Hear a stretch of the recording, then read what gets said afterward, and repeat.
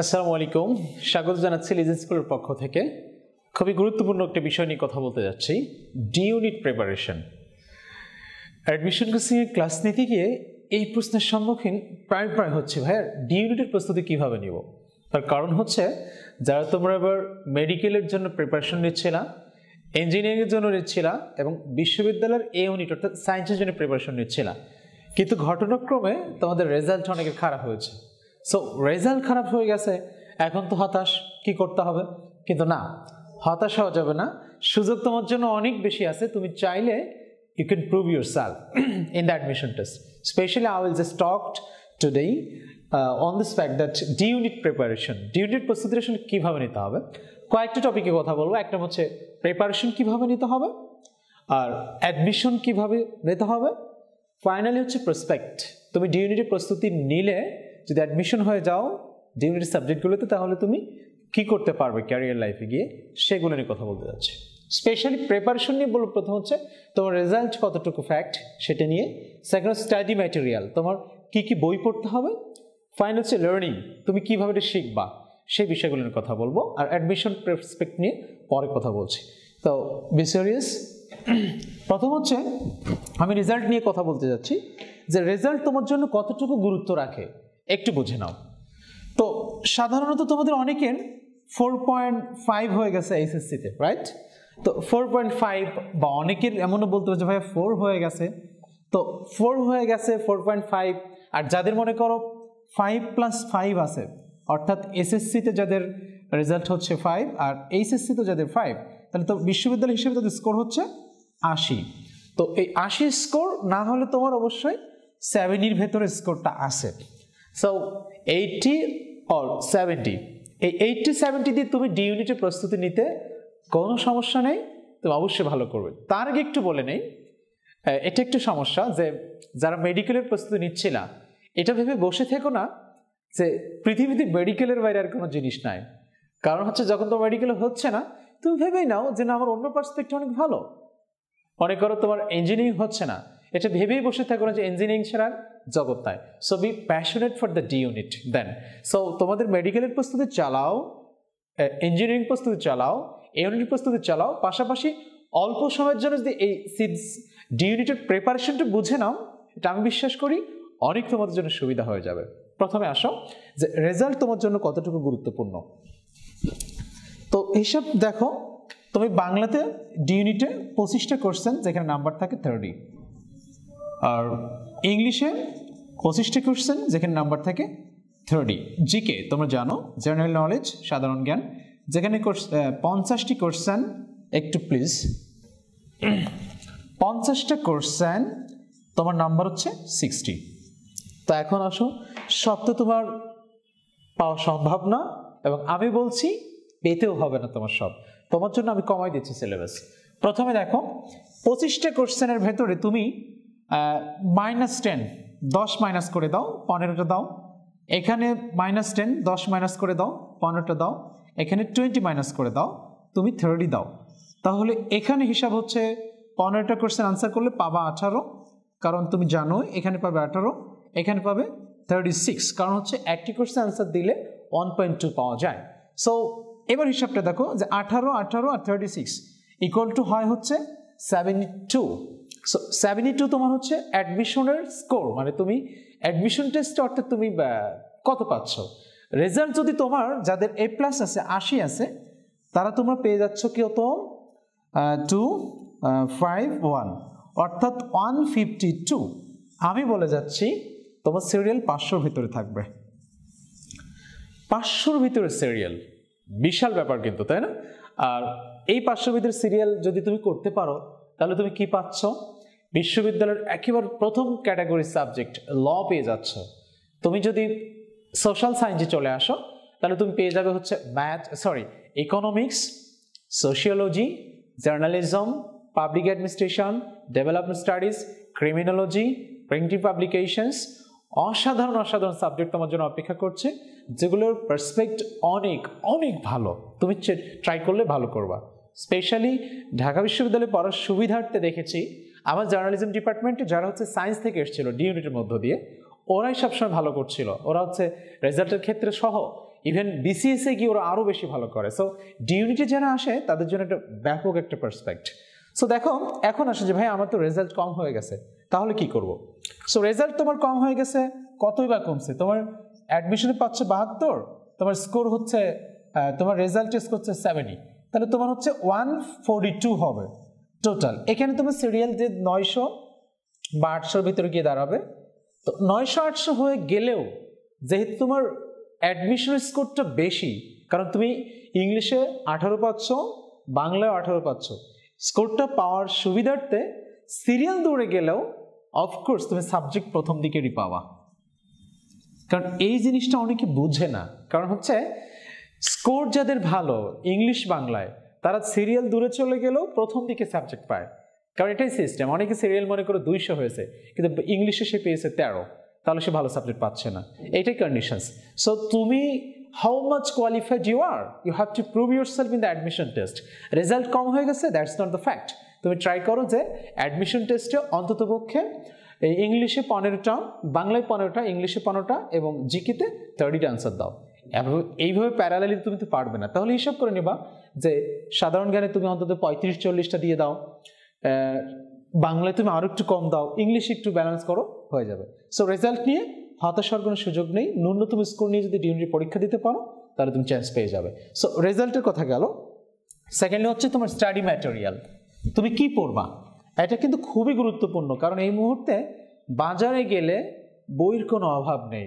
আরো বড় সমস্যা হচ্ছে, মনে করো কোন এক ভাইয়ের ডিগ্রি পড়ে, আমি নট আন্ডারস্টিমেটিং হিম, সে ভাইয়ের কাছে প্রস্তুতির জন্য তুমি কথা বলছো, ভাইয়া আমি বিশ্ববিদ্যালয়ের ডিউনিটি পরীক্ষা দেবো, কি পড়বো? ভাইয়া তোমাকে হিউজ সিলেবাস বুঝাই দেবে। সো না, এত বেশি না, যে কোনো একজন ভালো এক্সপার্ট মানুষের থেকে বুঝে নিবা। আমি যদি বলি বাংলার জন্য তোমার কি করবা, বাংলার জন্য 25টা কোশ্চেন, যেহেতু প্রথম কথা হচ্ছে ইন্টারমিডিয়েটে তোমরা যা পড়তা, নাম্বার 1 প্রথম পত্র, সো প্রথম পত্র থেকে কোশ্চেন হবেই মাস্ট। সো প্রথম পত্র বইটা সাথে রাখো। পাশাপাশি নবম দশম শ্রেণীর তোমরা একটা বই পড়তা, নবম দশম শ্রেণীর দ্বিতীয় পত্রটা সাথে রাখো। এবার আসো, তোমার প্রস্তুতি এখান থেকে শেষ হবে। প্রথম পত্র ইন্টারমিডিয়েট আর নবম দশম শ্রেণীর দ্বিতীয় পত্র। এর বাইরে এগুলিকে এমসিকিউ স্টাইলে প্র্যাকটিস করার মতো যে কোনো একটা বই তোমার সাথে রাখতে হবে। আমি তোমাদেরকে বলি যে এই মুহূর্তে বাজারের প্রচলিত বইয়ের ভেতরে যে কোনো একটি বই, সেটা পারাবার হোক, প্রভাত ফেরি হোক, বিচিত্রা হোক, অবলিক আমি খুব প্রেফার করব প্যানাসিয়া, প্যানাসিয়া পাবলিকেশনসের বাংলা বইটা তোমরা সংগ্রহ করে নিবা। সো লিখে নাও বা বুঝে নাও। প্রথম হচ্ছে ইন্টারমিডিয়েট প্রথম পত্র বইটা রাখো, নবম দশম দ্বিতীয় পত্র বইটা রাখো, আর প্যানাসিয়া বাংলা, এখানে হচ্ছে প্রত্যেকটি গ্রামার খুব সুন্দর করে বিগত সালের কোশ্চেন দিয়ে এমসিকিউ করে দ্রুত প্র্যাকটিস করার ব্যবস্থা করা আছে। সো ভালো করে বুঝে নাও। ওকে, সো বাংলার ম্যাটেরিয়ালস তোমরা বুঝে নিলে। ইংলিশের জন্য কি করবো ভাইয়া?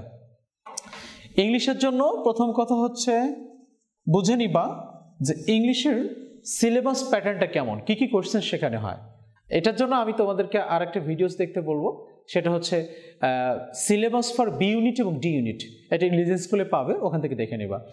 এখানকার জন্য তুমি যেটা করবা, এই মুহূর্তে বাজারের প্রচলিত বইগুলোর ভেতরে সবচেয়ে বেস্ট বই আমি বলবো যে তুমি এ করো, কম্পিটিটিভ এক্সাম পড়ো, কম্পিটিটিভ এক্সাম। এখানকার দুইটা পার্টে ভাগ করে নিবা। একটা হচ্ছে কিছু বিষয় মুখস্থ করতে হয়, আমি বলে দেই, preposition, presidium, spelling, translation, vocabulary, এই সাইটগুলো তুমি মুখস্থ করবা এবং বিগত সালের কোশ্চেন বেশি বেশি প্র্যাকটিস করবা, বিসিএস, মেডিকেল এবং ইউনিভার্সিটি। পাশাপাশি গ্রামার অংশের জন্য তুমি যেটা করবা যে গ্রামারগুলো বিগত সালের কোশ্চেন প্র্যাকটিস করে ইজি করে নিবা।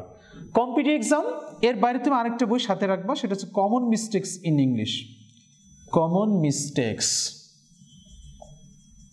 কমন মিস্টেক্স ইন ইংলিশ বইটা অসাধারণ, এখানে তুমি অবশ্যই ভালো করবা, ভালো পারবা। সো ওটা ভালো করে বুঝে নিও যে এর জন্য কি পড়তে হবে, ওখানকার স্টাইল পড়লে তুমি competitive exam, common mistakes in English, এগুলো পড়লে তোমার কাছে অনেক ইজি হয়ে যাবে। সবচেয়ে গুরুত্বপূর্ণ যে বিষয় সেটা হচ্ছে কম্প্রেহেনশন পড়ে, প্রায় 5টা প্রশ্ন থাকে এখানে। সো 5টা প্রশ্নের জন্য জাস্ট ঢাকা বিশ্ববিদ্যালয়ের বিগত সালের বি ইউনিট, ডি ইউনিট এবং সি ইউনিট এই কোশ্চেন্সগুলো প্র্যাকটিস করবা, বি, ডি এবং সি। এটার জন্য আমি একটা বইয়ের কথা তোমাদেরকে বলতে পারি যে ট্রাম্প কার্ড, এটা ইউসিসির নিচে পাবা। এই বইটাতে খুব অসাধারণভাবে এটার ব্যাখ্যা করা আছে, সো ওখান থেকে তুমি বুঝে নিতে পারবে। সো ইংলিশটা বুঝলাম। ফাইনালি হচ্ছে জিকে। জিকের জন্য কি করতে হবে? জিকের জন্য হচ্ছে খুব বেশি না, তোমার আশেপাশে যেটা তোমার জন্য সুবিধা হয় সেরকম একটা বই নিয়ে নাও। হতে পারে জোবায়ের জিকে, জোবায়েরস জিকে অবলিক তুমি প্যানাসিয়ারটা নিয়ে নাও। প্যানাসিয়া তাও সব পড়ার দরকার নেই, প্যানাসিয়া সাপ্লিমেন্টারিটা পড়বা। প্যানাসিয়া একটা পাবলিকেশনস, ওদের সাপ্লিমেন্টারি জিকেটা পড়ো। আমি বিশ্বাস করি প্রত্যেকবারই প্রমাণিত এখান থেকে প্রায় 45টা কোশ্চেন্স কমন চলে আসে, কারণ এখানে একেবারে মোস্ট সাজেস্টেড বিষয়গুলো এখানে দেওয়া থাকে। সো জিকেটা বুঝে নিলাম। সো প্রিপারেশন বুঝলে, এবার লার্নিং প্রসেস কিভাবে তুমি শিখবা এ করবা।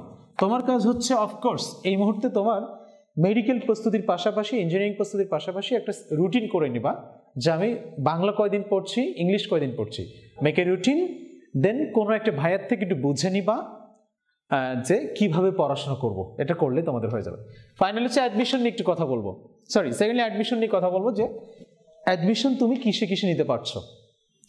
ডিউনিটি পরীক্ষা দিলে তুমি 2টা সেকশন না 3টা সেকশনে ভর্তি হতে পারবা। নাম্বার হচ্ছে আর্টসের সাবজেক্টে ভর্তি হতে পারবা, যেমন ইংলিশ আছে, তারপর হচ্ছে ইসলামিক স্টাডি আছে, হিস্ট্রি আছে, ফিলোসফি আছে, লিটারেচার রিলেটেড যে সাবজেক্টগুলো সেখানে যেতে পারবা।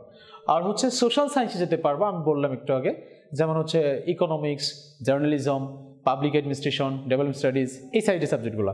আবার কমার্সেও চলে যেতে পারো, চাইলে সুইচ করে কমার্সে চলে যেতে পারো, অ্যাকাউন্টিং, ফাইন্যান্স, ম্যানেজমেন্ট সহ, আইবি সহ ভালো ভালো সাবজেক্ট তুমি পড়তে পারো। সো চাইলে তুমি সুইচ করে যে কোনো সাইডে চলে যেতে পারবা। শেষ পর্যায়ে আমি প্রসপেক্ট নিয়ে একটু কথা বলবো এবং শেষ করব। ডিউনিটি প্রস্তুতি নিয়ে তুমি যদি বিশ্ববিদ্যালয়ে ভর্তি হয়ে যাও তাহলে তোমাদের সুবিধা কি? বিশাল সুবিধা। নাম্বার 1 সুবিধা, তুমি হচ্ছে ডিউ টিচার হয়ে যাবা, যে ঢাকা বিশ্ববিদ্যালয়ের টিচার হবা। খুব বিশাল একটা প্যাশনেট বিষয় হতে পারে না যে ঢাকা বিশ্ববিদ্যালয়ের টিচার তুমি হবে। সো ঢাকা বিশ্ববিদ্যালয়ের টিচার হতে হলে তোমার একটা ডিপার্টমেন্টে 100 স্টুডেন্ট ভর্তি হয়, সবাই কিন্তু পড়াশোনা করে না জানো। এর ভিতরে সর্বোচ্চ 10 জন স্টুডেন্ট যারা থাকবে হাইলি কম্পিট করার জন্য প্রস্তুতি নেবে। সো 10 জনের ভিতরে তোমাকে প্রস্তুতি নিতে হবে। চাইলে ছোট থেকে সিরিয়াস হয়ে যদি পড়াশোনা করো, বুঝে ফেলো, অফকোর্স ফার্স্ট সেমিস্টার থেকে ট্রাই করলে তুমি বিশ্ববিদ্যালয়ের টিচার হতে পারো। 1 থেকে 5-এর ভিতরে তুমি যদি সিরিয়াল হও তুমি বিশ্ববিদ্যালয়ে অ্যাপ্লাই, ইভেন আরও দূরে গেলেও অ্যাপ্লাই করতে পারবা। যদি কোনো কারণে প্রথম বছর ঢাকা বিশ্ববিদ্যালয়ে তোমাকে না নেয় তাহলে তুমি জাহাঙ্গীরনগর, জগন্নাথ, RU, CU আর প্রাইভেট বিশ্ববিদ্যালয়গুলো তোমার জন্য আসে, রেজাল্ট বার করো। 3.5-এর উপরে ওরা রেজাল্ট চাই অনার্স মাস্টার্সে, তুমি কিন্তু অবশ্যই টিচার হতে পারবা। সো বিশাল সুযোগ। সেকেন্ডলি, ডিউ টিচারের বাহিরে বা ইউনিভার্সিটি টিচারের বাহিরে অবশ্যই বিশ্ববিদ্যালয়ের স্টুডেন্টের স্বপ্ন থাকে BCS ক্যাডার হবো। আর যারা লতে পড়ে তারা BJS মানে বাংলাদেশ জুডিশিয়ারি সার্ভিস, যারা জজ হতে চায় তারা কিন্তু সেই সেক্টরে যেতে পারে। সো BCS এর স্বপ্ন কার না থাকে। বিশ্ববিদ্যালয়ের একটা স্টুডেন্ট যারা ডিউনিটে ভর্তি হচ্ছে সায়েন্স থেকে, সেটার জন্য খুব বেশি ইজি হয়ে যায় BCS তাদের জন্য করা। সো সিরিয়াস, তুমি পুলিশ হবে, অ্যাডমিনিস্ট্রেশনে যাবে, ফরেন ক্যাডারে যাবে, কাস্টমস ক্যাডারে যাবে, অনেক ভালো ভালো ক্যাডার তোমার জন্য অপেক্ষা করছে। বিশাল প্রসপেক্ট, আর এর জন্য তো ব্যাপক সুবিধা। BCS যারা হয় তাদের খুব ভালো জায়গায় বিয়ে হয়। বিশাল। তারপর হচ্ছে তুমি চাইলে কিন্তু প্রাইভেট সেক্টরে চলে যেতে পারো। প্রাইভেটের ভেতরে তোমার জন্য এখন বর্তমান সময়ে ব্যাংক, যেখানে আবার শুধু প্রাইভেট না, সরকারি ব্যাংক থেকে শুরু করে, সরকারের একেবারে মোটা দাগে যাবে বাংলাদেশ ব্যাংক থেকে শুরু করে রূপালী জনতা, অগ্রণী, বেসিক, অনেকগুলো ব্যাংক আছে সরকারি ব্যাংক। এর বাইরেও ইসলামী ব্যাংক আছে প্রায় 8-10টা। তারপর আরও অন্য ব্যাংকগুলো আছে। অনেক স্যালারি এবং ব্যাংকের চাকরিটাও হ্যান্ডসাম স্যালারি, হ্যান্ডসাম জব, খুব ভালো এবং খুবই প্রায়োরিটি দেয় সোসাইটি। সো তুমি এখানে যেতে পারো। এর বাইরে তুমি ইন্টারন্যাশনাল অর্গানাইজেশনগুলোতে চাকরি করতে পারবা, আরও অন্যান্য প্রাইভেট ফার্মগুলো আছে যেখানে চাকরি করতে পারবা। হিউজ সুযোগ তোমার জন্য আছে। তুমি যদি বলো যে ভাইয়া না এখানে যাব না, তাহলে আর একটু কি আছে, তাহলে তুমি হায়ার স্টাডিজে চলে যেতে পারবা। বিশ্ববিদ্যালয়ে যেন ভর্তি হয় প্রত্যেকের এ ধরনের স্বপ্ন থাকেই যে আমরা হচ্ছে আমেরিকাতে পড়বো, লন্ডনে পড়বো, কানাডাতে পড়বো, অস্ট্রেলিয়াতে পড়বো, নরওয়ে পড়বো, সুইডেন পড়বো, ডেনমার্কে পড়বো। অনেকগুলো দেশ তোমার জন্য অপেক্ষা করছে। তুমি Italy, Japan, German, Canada, even ইন্ডিয়ায় অনেক ভালো ভালো সাবজেক্ট তোমার জন্য অপেক্ষা। বিশ্ববিদ্যালয়ে পড়লে এই হায়ার স্টাডিজের জন্য তোমাকে আইএলটিএস করতে হবে। এখন তো পিটি আসছে, পিটি করতে পারবা। এর বাইরে তোমরা যারা আমেরিকায় যেতে চাও তাদেরকে জিআরই করতে হবে, যেখানে শুধু ম্যাথস আর ইংলিশ পড়তে হয়, আর আইএস তো শুধুই ইংলিশ। সো বিশ্ববিদ্যালয়ে যারা পড়ে এই ধরনের স্টুডেন্টরা অফকোর্স তারা বিদেশে পড়ার মতো যোগ্যতা রাখে। এর বাইরেও বিশ্ববিদ্যালয় পড়ার পরে তুমি যদি বলো যে ভাই টিচার হব না, বিসিএস দিব না, প্রাইভেটে চাকরি করবো না, হায়ার স্টাডিজে যাবো না, তাহলে তুমি মনে করো এক্সট্রা কারিকুলার যে জায়গাটা তোমার ভালো ছিল সেই জায়গায় যাও। হতে পারে তুমি বিজনেসে যাও, এটা তোমার প্যাশনের জায়গা, না হলে তুমি শিল্পী হও, না হলে সাহিত্যিক হও, না হলে লেখক হও, কর্পোরেট ট্রেনার হও, তুমি সাহিত্যিক হও, তুমি বুদ্ধিজীবী হও, তুমি সাংবাদিক হও, অনেক জায়গা তোমার জন্য আছে। ফ্রিল্যান্সার হয়ে যেতে পারো। বর্তমান সময়ে ফ্রিল্যান্সারদের আইটি জগৎ, আমার দেখা এক ছেলে ঢাকা বিশ্ববিদ্যালয়ের ইসলামিক স্টাডিজে পড়ে, কিন্তু সে এখন সফটওয়্যার ইঞ্জিনিয়ার, বিশাল ব্যাপার, এবং সে হিউজ ইনকামও করে। আমি দেখেছি বিশ্ববিদ্যালয় পড়তেছে আর্টসে, কিন্তু এখন আইটি ট্রেনিং নিয়ে তারা এখন বড় উদ্যোক্তা হয়ে যাচ্ছে, বিজনেস করতে পারো অনেক বড় বড় জায়গা। কিন্তু বিশ্ববিদ্যালয়ে পড়ে কেউ যদি বিজনেস করে বা এন্টারপ্রেনার হয়, তার জন্য বড় সুবিধা কি জানো? তার ফ্রেন্ড সার্কেল বাংলাদেশের বড় বড় পর্যায়ে চলে যায়, যে কারণে সে খুব ভালো করে। So thank you so much. তোমরা বুঝলাম যে তোমাদের জন্য কি কি প্রসপেক্ট অপেক্ষা করছে। এর বাইরেও অনেক মোটা থেকে বড় বড় প্রসপেক্ট তুমি পাবে। আর আশা করছি লিজেন স্কুলের সাথে থেকে তোমরা এই তথ্যগুলো তোমাদেরকে আমরা শেয়ার করবো। সকলে ভালো থাকবা। আর ডি ইউনিটে পরবর্তীতে আরও অনেক গুরুত্বপূর্ণ বিষয় নিয়ে তোমাদের সাথে কথা বলবো। ভালো থাকবে। আসসালামু আলাইকুম।